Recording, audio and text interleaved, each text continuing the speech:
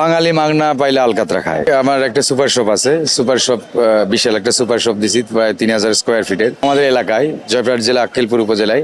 আর আমি ইউটিউবে আমার বিশাল বড় 4টা চ্যানেল আছে, ইউটিউব পেজ 8টা, এর মধ্যে 4টা হ্যাক আর 4টা ডিজেবল।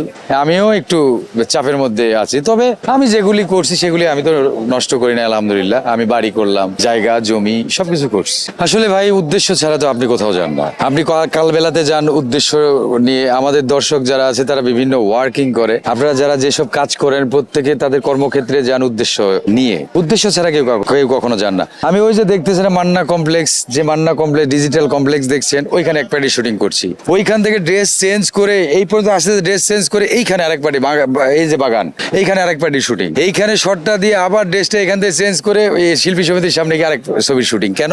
তখন আমাদের ছবি ছিল, প্রযোজক ছিল, সিনেমা হল ছিল 1200 হল, পজিশন অপোজিশন, ই পজিশন বি পজিশন, মানে একই উপজেলাতে 4টা সিনেমা হল। তো এই হলে যদি শাকিব খানের ছবি চলে, ওই হলে আলমগীর স্যারের ছবি, এই হলে রুবেল ভাইয়ের ছবি, এই হলে কাঞ্চন ভাইয়ের ছবি, এই হলে মান্না ভাইয়ের ছবি, এই হলে সালমান ভাইয়ের ছবি, এই হলে সানি ভাইয়ের ছবি। এই যে যত নায়ক নায়িকা হবে তত আমরা যারা, আমি যেমন কমেডিয়ান বা ভিলেন আছে মিশা ভাই, যত নায়ক নায়িকা হবে, যত ভিলেন হবে, যত কমেডিয়ান হবে, যত শিল্পী হবে, যত ছবি হবে, তত আমাদের লাভ, তত সরগরম হচ্ছে আমাদের এই ইন্ডাস্ট্রি। এফডিসি সেটা কি হচ্ছে? ছবি আছে, শুধুমাত্র আমাদের দেখা হয় 3বার। কয়বার? 3বার। এক, এই যে নির্বাচন, 2 বনভোজন, 3 হচ্ছে ইফতার পার্টি। এছাড়া তো আমরা শিল্পীদের সাথে শিল্পের দেখা হয় না, শিল্পীদের দেখা হয় না। এই শিল্পে পদচারণায় মুখর হয় না। কেন হয় না? কাজ নেই কাজ তো খইবাজ। এখন আমাদের শিল্পী কলা কুশলী থেকে শুরু করে অনেকে বিভিন্ন পেশায় নিয়োজিত। এখন আমরা যারা মিডিয়া কেন্দ্রিক বা একদমই চলচ্চিত্র কেন্দ্রিক, আমরা একমাত্র আসা যাওয়া করি, কারণ আমরা শিখছি এই এক কাজ। ভাই খাবার নেই এইটা হলো আসলে সবার আছে, সবার নেই এটা তো না, কিছু কিছু তো হয়।